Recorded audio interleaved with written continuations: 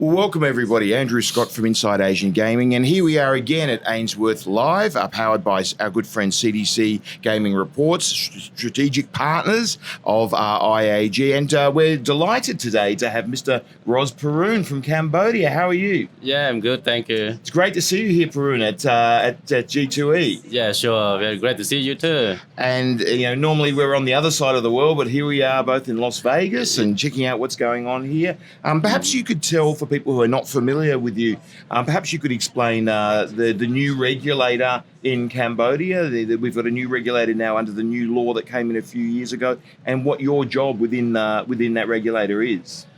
Currently, I hold the position of Secretary General of the CGMC. CGMC is a short form of Cambodia Commercial Management Gambling of Cambodia. With this, after the law endorsed in 2020, the government tried to strengthen the regulation. So in 2021, we prepare all regulations in order to regulate in this industry properly. Based on this law, we adopt the international standard, especially in the first stage, we strengthen the licensing. I may tell you also, before the law, the licensing, the Ministry of Economy and Finance issued about more than 200 licenses. Right. Yeah. That's a lot of casinos for Cambodia. 200, more than 200 casinos. Yeah, but after the law, we strengthened, so we issue only 87. Mm-hmm. And still, some are still, interested in investing in this sector, so that we issue a few more as well currently. Yeah, look, it's really great. I mean, Cambodia's had a long history with casino gaming, but it's essentially been an unregulated or a very, very lightly regulated market until I think you were one of the leading lights behind pushing this through, and other people in Cambodia created the CGMC and passed this new gaming law. So you're moving towards a more, as you say, international standard regulated market, which is fantastic. And you're here in the US at the moment. So tell us a bit about your trip to the US, why you're here, and what you've been able to learn while you've been here. I've been to the US twice this year. Last month I also came here. But, I can tell you the very short, to come to the US to strengthen the capacity of our staff. Last month, I came with few of my staff to conduct the training on revenue collection. For this time, come to G2E in order to look for, especially to keep relation with the UNLV, in order to bring them to train our staff mainly on AML issue, on auditing issue, and supervision issue as well. Look, it's great that you're putting a lot of effort into staff training. I know IAG, of course, held our very first IAG Academy Summit last month in Manila, and you very kindly sent Mr. Kim from the CGMC there, and he actually mentioned that that was a high priority, that staff training and getting the staff of the CGMC up to a more international standard is a big priority. So congratulations and well done for doing that. Yeah, thank you. It's great to see a regulator prepared to sort of admit, like, we need to be better and to take the steps, and that's going to take months and years, but you're on the way and you're on the journey, which is absolutely fantastic. It's now been 3 years since this law has come in. Could you just tell us a little bit about what changes you have seen as a result of the law, and how are you implementing that? I get the sense the law is kind of being implemented slowly. You're not doing everything right away from the start. Is that right? That's true. After the law, we strengthen this industry step by step, because it is, we struggle to survive from the pandemic. So that after the law, we delay. In 2020, we delay. 2021 also we delay, but our staff try to prepare all regulations relevant to the law in order to enforce the law. So that we just starting our regulation. I mean that this industry just starting from 2022. Right. And okay. so that it is still very young. Yes. Yes. Very new. Yeah, because industry in Cambodia seem to be quite long time, but because it is not regulated properly, because we didn't have law yet, but we just had law recently, and then the enforcement is starting in 2022. I think you can be forgiven for 2020 and 2021, given the world was a very strange place. That the pandemic hit Cambodia quite hard, didn't it? Of course. Yeah, as it did everywhere else. What do you want to see the new law achieve in the long run? Of course, what I expected the new law achieve. Firstly, we have to strengthen the capacity of our staff. We have the good law, we have the good regulation, we have the good policy, but if the capacity of the staff is still low, so no one enforce the law. So that this had to be together. So that my expectation in the long run, the industry will be regulated properly as the international standard. You mentioned before that there were over 200 casinos in Cambodia, actually a huge number of casinos. And then now you've licensed under the new law 87. How many do you think there eventually will be? In the long run, I think it is probably around 50. Around 50, yeah, 50. Right. And you could explain there are two types of licenses, right? There's one sort of grandfathered in. There's a license for existing casinos, but the new entrants have got different requirements, right? Yes, of course. Actually, the existing casino, we have the grace period for 5 stages, for 5 phases. The first, the requirement of the law for the existing one, we give the incentive to the casino in order to fill in the minimum requirement of capital. Right. But for the new coming one, they have to fulfill all requirement of the law immediately. Okay, and you mentioned there's 5 phases of grace period, so that's quite a lot. How many years does that go on? 15 years. 15 years. Yeah. So I guess that's only fair, though, right? Because those casinos have been operating under that previous regime for many, many years. So at least they get 15 years notice that they've got to get their act into place. Yeah. Let's talk about Sihanoukville. So Cambodia, for those viewers who haven't been to Cambodia, the capital, of course, is Phnom Penh. And I think a lot of that's sort of the biggest city by far.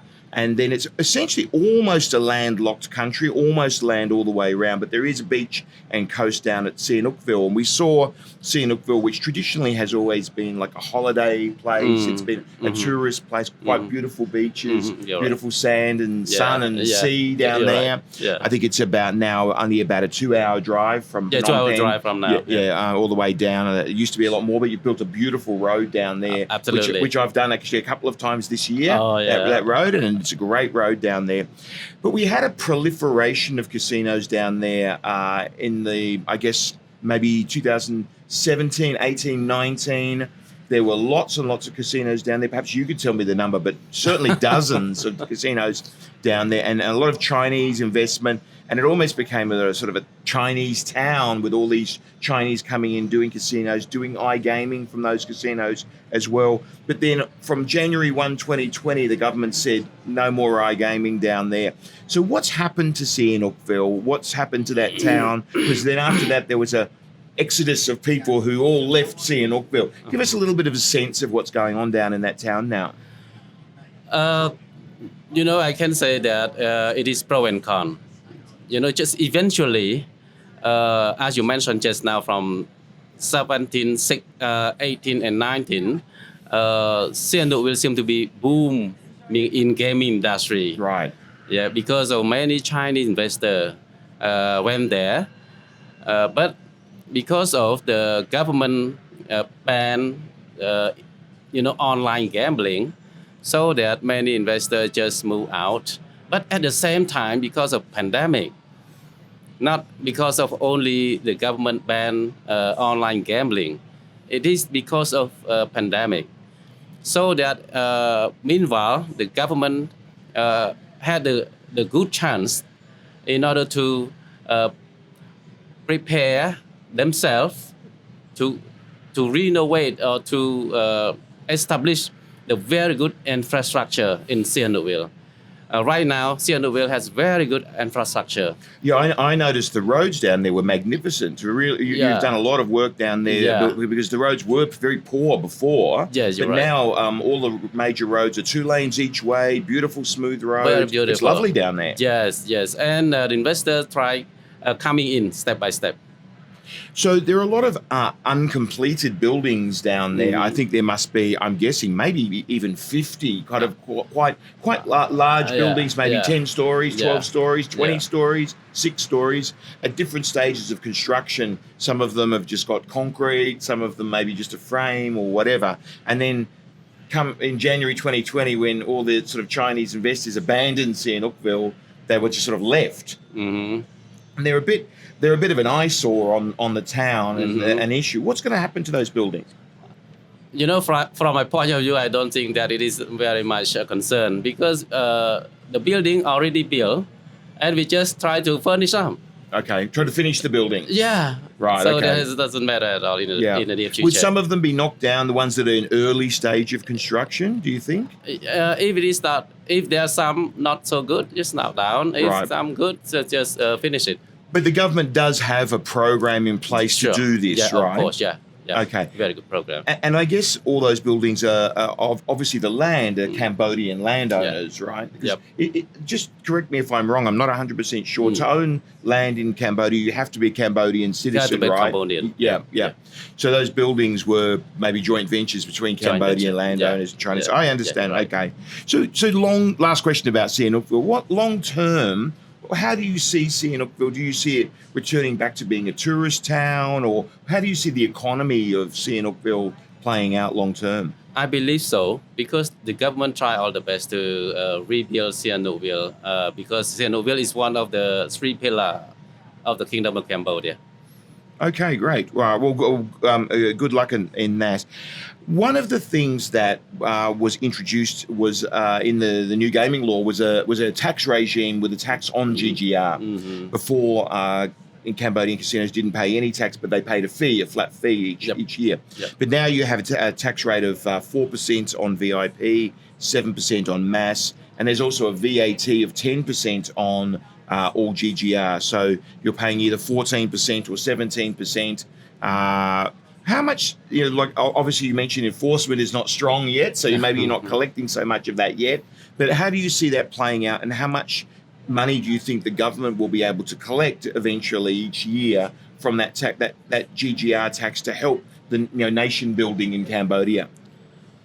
Currently, because we are still young in this industry, I mean that even the regulator and also the operator operating in Cambodia also very young because the new law just enforced in 2022, so that we allow them to self-declare for the tax. That's why they try to to understand how to do self-declaration. That's why the first step we don't get much tax. So you're not being too tough on them to begin with. Just you give us what you think you say you earned, or the tax based on what you earned, and you're happy with that for the moment. But of course you can't stay with that forever, right? I can't stay with that because you have to enforce to get more tax. Of course. Yeah. How much do you think you can get eventually? I mean, I guess indirectly I'm asking you, what's the GGR of Cambodia, and multiply it by, let's say 15%. That is very less. Still very less. Still quite a low number. Yeah, quite low. Yeah. Low. Maybe it's a little bit too early to be working out those numbers. Too early to answer this question. Look, Phirun, it's great to have you, Mr. Ros Phirun. Thank you for joining us. It's great to interview you on this side of the world. Thanks for your time. Thank you. And thank you to all of you for viewing Inside Asian Gaming. And a big thank you to Ainsworth, who provided the studio here, the Ainsworth Live Studio. It's a magnificent studio here at the Ainsworth booth at G2E in Las Vegas. And a big thank you to CDC Gaming Reports as well, our strategic partners in the US who helped us to get this booth here. And we'll see you next time on Inside Asian Gaming. Bye for now.